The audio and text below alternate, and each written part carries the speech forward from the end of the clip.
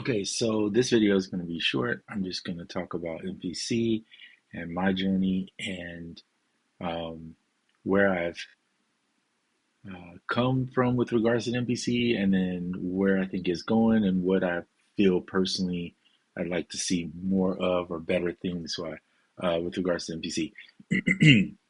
So growing up as a kid, I remember the MPC, the older MPCs, um, and they were expensive, like really expensive. And I was still new to music and I couldn't afford it, of course. And my parents were not about to buy me that. So we used a lot of software back then. When that was around the time when Fruity Loops wasn't just known as a FL Studio, it was just Fruity Loops. So all those things were out, available to you. So then fast forward to MPC Live dropping, saw no need in getting it because I just didn't really um, see the value of spending that kind of money on it. And I'm not just more of a what I would term a beat maker. I'm more of sit down and play an instrument type person. So that would be why I like the keys. Um, of course, up until recently, when I before I got the MPC Key 37, I did try the MPC one, the MPC Live, and the Live two, all of which are good and have their perks. The Live one and Live two, the best part to me was that they had a battery. Um, I couldn't stand the way, kind of like this sits here, where the screen's here and then the pads over here. The dimensions of it were a little just not fun for me. I still think, though, to this day, the Live 2 is still the best MPC that's out, primarily because of the portability of it and because the speaker is actually better than what people think. I use this speaker here. Is it in view where you can see it? This little guy here. I've done a video on this Anchor Soundcore speaker, which I think is actually, I think I got it for like 50 bucks or something like that. It's a great buy if you need a little inexpensive speaker. However, um, for me, having the keys is very important. Is this 37 portable? Not really, if I'm being, I mean, it's more portable than the 61, but I don't really think it's the most portable device.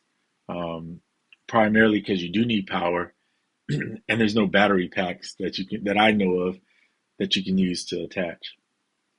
So the MPC was never a thing in my workstation, and then recently, and for years I used Logic, and then recently jumped into Ableton Live when 11 came out. So for me, I still feel like the desktop, the computer is still my main tool that I use because it's so much easier to get everything done and completed. It's all in one, encompassed in there. I can even do songs now where I can play on the QWERTY keyboard and make the song. It's not as fun as playing on the real keys, and I can't get as expressive on it. But for some things, it's okay. Um, so then going back to the MPC, I think the software right now, though I understand the basis of how to use it, because there is so many ways to do one thing, reminds me of how people complain about the SP, where there are so many ways to do certain features on there. It's more like, what do you want to do? Um, or how would you like to your workflow to be? And so you have to figure that out. Like, what's your workflow? And it's the same thing here because the way they divide this screen up with the sequence, the track, and then the plugin, like that stat, there's combinations that you could do. Like, you could use the same plugin for multiple tracks. And in some ways, it's a good thing because they only allow you, as far as I know, to the max plugins you can use is 8. So there's limitations, like you only have 8 audio tracks, you only have 8 plugins that you can use. You have as many MIDI tracks you want. So if you want to use like a piano, let's say for the chords, and you want to use that same piano, you can do that, right? That only counts as one plugin as long as you're using the same preset. But when it comes down to um, like limitations, in my opinion, I don't mind the limit. I don't need a lot of tracks. Let's just bring that to the forefront. I usually want 4 for drums, usually a kick, snare, hi hat, and then some type of percussion. And then for, bass, obviously you need one. You need one for keys, whether you put chords only on there. I usually like my melodies separate, and then I'll have a lead. So there's the eight right there. And then if you have two extra tracks, you can do, just different things like maybe a different a bridge, or write just a different little part or something to give you some variation. So 10 tracks maximum, usually around eight is where I'm at, where I'm living. All right. What I do not like about the sequence, well, the sequencer is great, first of all, let me say that. But what I don't like is you can set as many bars as you need for the most part. I think up to 128. I may be wrong on that, but you can set a lot of bars, right?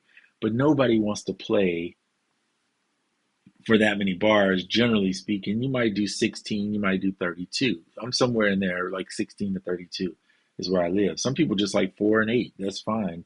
It's not for me personally, because I get bored with the sound of the music if I do short, small increments like 8. So I tend to want it to vary a lot more as much as I can. So I'll stick to like 16.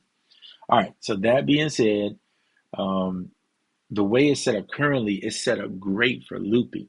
Like if you just want to make a loop and then stack loops and you're done and that's your workflow, that's great. But it's not set up on this particular software 2.15 where writing songs the way you would do in a DAW, or the way I typically would work anyway, it's just not set up for that, in my opinion. You have to go about it a different way. You have to build sequences, and those sequences are little four pieces of songs, and then you put those pieces of songs together at the end. Now in Koala, you do this. In the SP404, you kind of do this. You do it in the MPC. So I'm not blind to it or not understanding it. But what I'm saying is that I personally would rather have a timeline, which is what 3.0 offers now, a linear timeline, and then I can section off just like I'm in a DAW if I want to do 8, and then I'll build those 8, finish that portion, and do another 8 or whatever you go. I'm just using 8 as a number. Doesn't really matter. If I want to do 16, 32, whatever, I'm just going to build that section. So it gives me more freedom. And for me, freedom is everything in music. Because if I'm stuck and confined to just doing one thing, then I'll get bored with it and I won't keep it, or I won't want to do it. I have to have freedom to not be bored. That's just me. I'm speaking again. This is my personal feelings. You can put yours in the comments of how you work, how you function. That's This is just my take on music making. Um, so another thing about the MPC that I'm not fond of is the fact that they only put 2 gigs of RAM in here.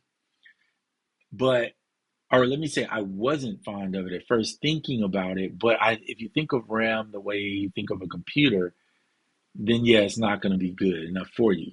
But the way this thing is built on, I believe Linux, if I'm not mistaken, they've done a great job at the way they put it together to where 2 gigs of RAM can take you a long way. I mean, it does really good. But I don't really, and I'll question this, and this is just my opinion. It's not facts. I don't know if it's facts or not, but I question whether they really want you to build the whole song in the MPC. I feel like they want you to get a great start in the MPC and then send this stuff to a DAW and finish out the song in a DAW. And if I'm saying it and it doesn't sound right, it's DAW, DAW, Digital Audio Workstation. Even though this is technically a digital audio workstation to some degree in a box, I question whether they really want you to do that. Now, with this new update, this 3.0, I think they do. I think they want you to be more confined to using the box. That's just my opinion. I think they want to see you finish music in it, because the reason I never kept one of these isn't because I don't think it's a good tool. I just think it never really felt like I was ever going to complete anything in it, which is the same reason why you don't see the SP on these videos anymore, because it became to the point where I didn't want to do music in it. It was more like a performance tool. And I'm not really that kind of artist. I'm not really sitting around performing in front of people. So for me, it's not that I haven't done that. I have done it on a different level, and I won't even go into that. But um, It's just I don't want to um, come off as like I'm just stuck in this or I'm just stuck in the box, type thing. All right, so where do I think they're going? I think I've kind of touched on it. The 3.0 is going to be amazing. I look forward to trying it um, whenever they drop the beta. And I think they are aiming to bring in a younger generation of audience. For instance, a lot of these young cats I see nowadays, if they're not in Ableton, they're in Fruity Loops or FL Studio. I'm so old, I guess I'm calling it Fruity Loops still. But FL Studio. And they're just building tracks like fast and being done. They're making multiple tracks in a day and they're just knocking out. And they're moving tracks too, because that's how people want stuff a lot faster now. Whereas with the MPC, it makes you work a little bit slower.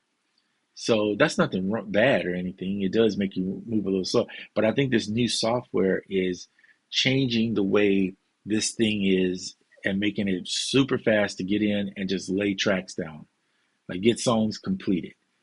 Because then if you don't have a computer, let's say, you're not stressed. You can get in here and edit and do everything you need. And if you think about it, it makes sense because they not only made for a bunch of plugins for the MPC, so you have instruments, but they also added in the timeline and they added in a bunch of mixing tools like compressors, limiters, all these different things to help you to build songs faster and to get to moving. I mean, even with the additive of the stems, that's pretty incredible to say that now it's in the box and you can use it. Whether it sounds the greatest, well, that's a whole different story, but at least it's there, right, for you to be able to use. And so they're really moving in the right direction. You cannot knock a Kai for making workflow and sequencers and things that are really good. I think it's a sequencer sampler with an amazing tools that actually sound really good. Now, I will say this: I'm not knocking the instruments in them, but I don't think the instruments are the grandest instruments I've ever heard. They're not better than what you got on desktop. Let me just be honest about it. It's not Omnisphere, Keyscape good, but with the right person behind the board and somebody who knows how to sound design and things of that nature, it sounds really good, and you can use it to make good songs. So that's just my take on it. Love to hear yours. I think this video has gone on long enough. I'm going to go ahead and end it now. I'll do another video later as time goes. If I get the 3.0, I'll let you know, and I'll definitely do some videos on it just to see what I think about it and give you an opinion. All right, that's it for this video, and I'm out.